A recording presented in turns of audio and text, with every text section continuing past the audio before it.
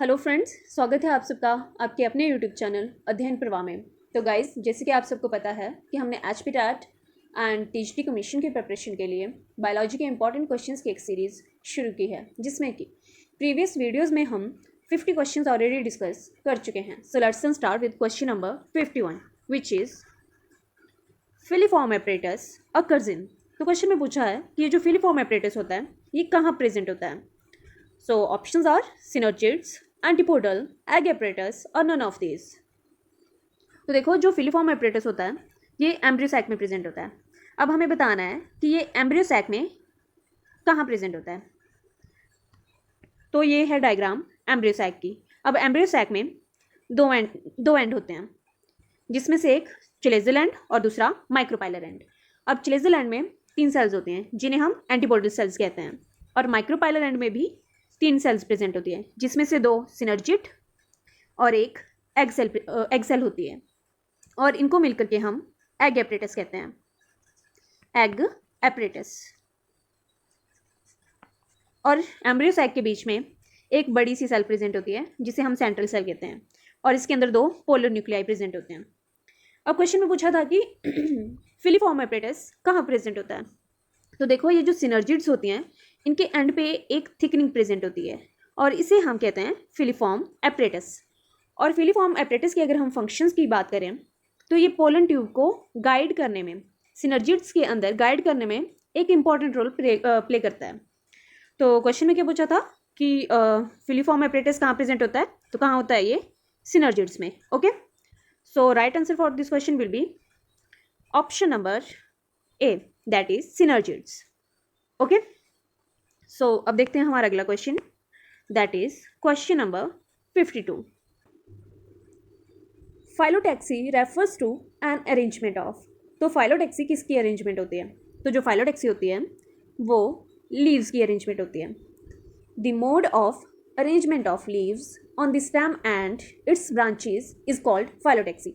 तो जो लीव्स की अरेंजमेंट होती है कि वो किस तरह से अरेंज है सेल पे, स्टेम पे और इसकी ब्रांचेस पे, उसे हम कहते हैं फाइलोटैक्सी।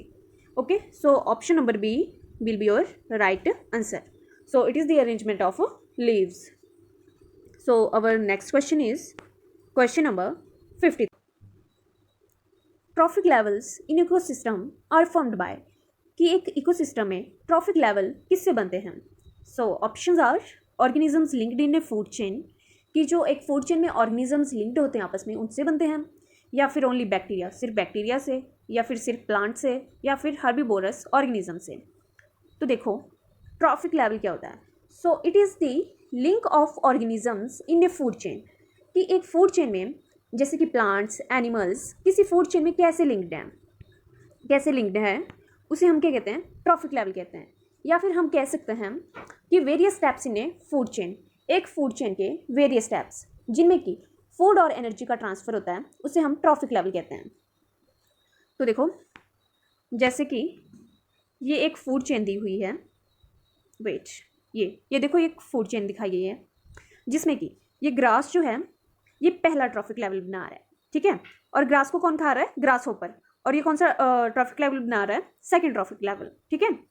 और इसी तरह फ्रॉग जो है वो ग्रास होपर को खा रहा है, और ये बना रहा है थर्ड ट्रॉफिक लेवल। और snake 4th traffic level.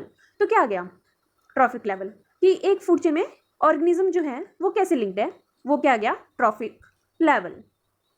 So right answer for this question will be option number A, organisms linked in a food chain.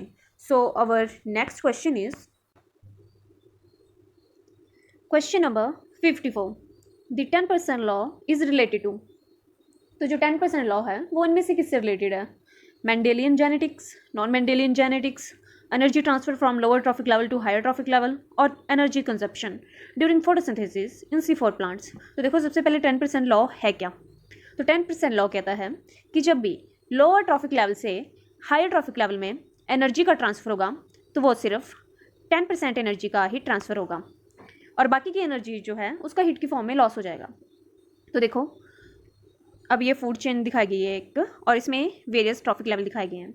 जैसे कि जो प्रोड्यूसर हैं वो बना रहे हैं फर्स्ट ट्रॉफिक लेवल, और primary consumer second trophic level, तो क्या बोला कि लोअर ट्रॉफिक लेवल से हायर ट्रॉफिक लेवल में जब भी एनर्जी का ट्रांसफर होगा तो कितना होगा 10% एनर्जी का ही।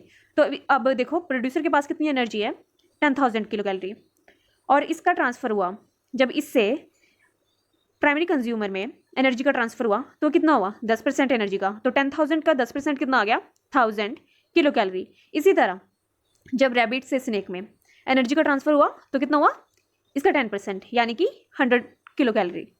इसी तरह 100 किलो कैलोरी का 10% आ गया 10 kilo calorie.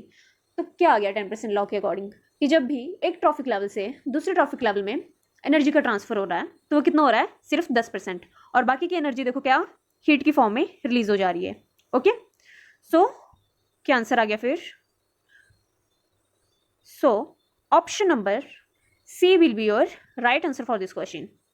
Okay, energy transfer from low trophic level to higher trophic level.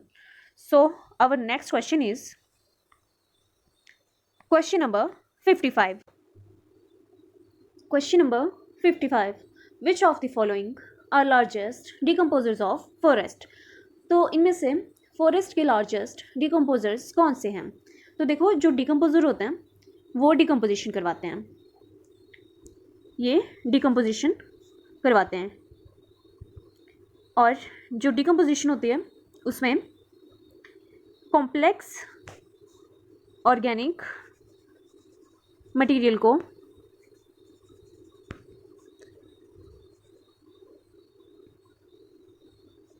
Simple inorganic substances में चेंज किया जाता है। क्या होता है डिकम्पोजिशन में? कॉम्प्लेक्स ऑर्गेनिक मटेरियल को सिंपल इनऑर्गेनिक सब्सटेंसेस में चेंज किया जाता है।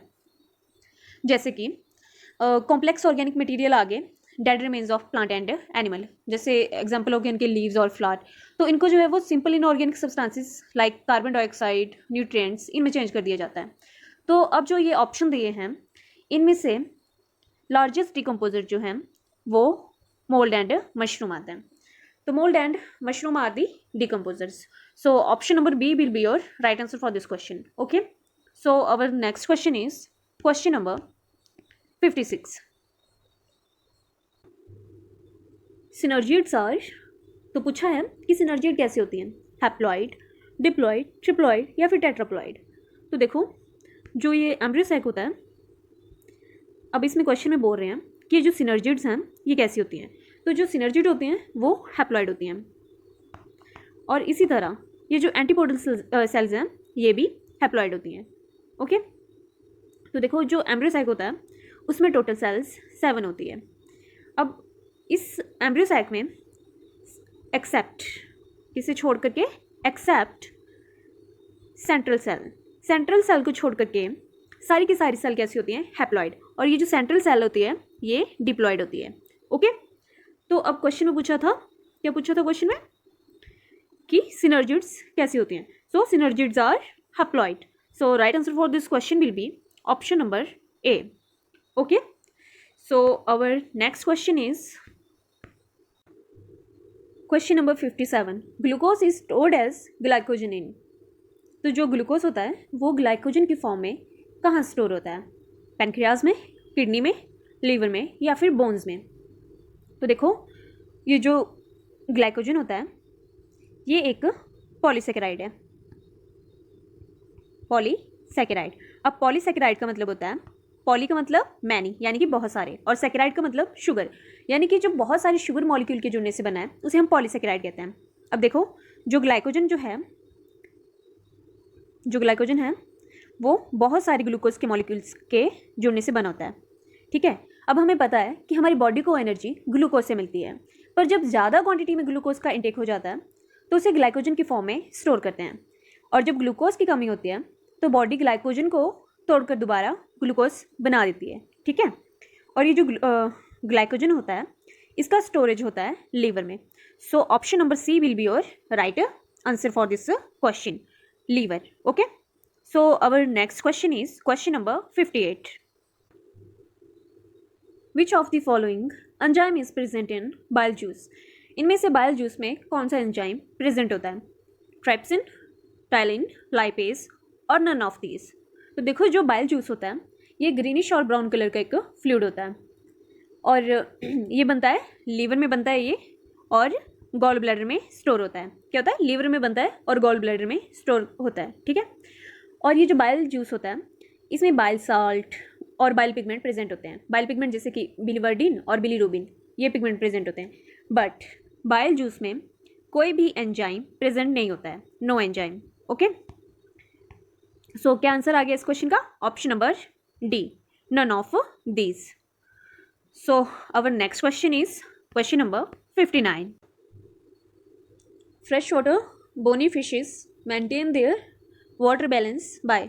तो जो फ्रेश वाटर बोनी फिशेस होती हैं वो अपनी बॉडी में वाटर बैलेंस को कैसे मेंटेन करती हैं? तो देखो, ये फिशेस जो होती हैं इनकी बॉडी में वाटर डिफ्यूज़ होता रहता है, वो अंदर जाता रहता है, ठीक है। इसीलिए वो हाइपोटोनिक यूरिन एक्सक्रीट करती हैं ताकि इनकी बॉडी में जो एक्स्ट्रा अमाउंट का वाटर है उसे ये बाहर निकाल सकें, ठीक है। हाइपोटोनिक का मतलब होता है जिसमें कि सॉल्यूट की कंसंट्रेशन कम होती है और सॉल्वेंट ज़्यादा, यानी कि पानी उसमें ज़्यादा होता है, तो इस टाइप का यूरिन वो एक्सक्रीट करती हैं। सो क्या आंसर आ गया इस क्वेश्चन का? Option number A, by excreting. तो कैसे मेंटेन करती हैं वो? By excreting hypotonic urine. Okay, so our next question is question number 60। Those animals which excrete large amount of ammonia are generally.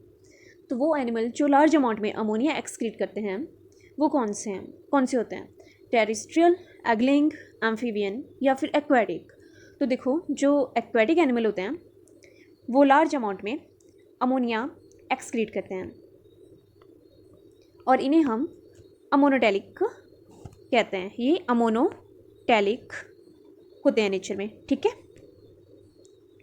Ammonotelic, it is E ammonotelic. और वैसे भी जो ammonia होता है इसकी वाटर सॉल्युबिलिटी ज़्यादा होती है और ये बहुत ज़्यादा टॉक्सिक होता है, इसीलिए जो एक्वेटिक एनिमल होते हैं वो अमोनिया एक्सक्रीट करते हैं। ओके, सो क्या आंसर आ गया क्वेश्चन का? Option number D will be your right answer for this question. Okay, तो guys that's all for today. ये थे आज के हमारे इंपॉर्टेंट क्वेश्चंस। सो मिलते हैं नए क्वेश्चंस के साथ नई वीडियो में। Till then, good bye, take care and bye bye.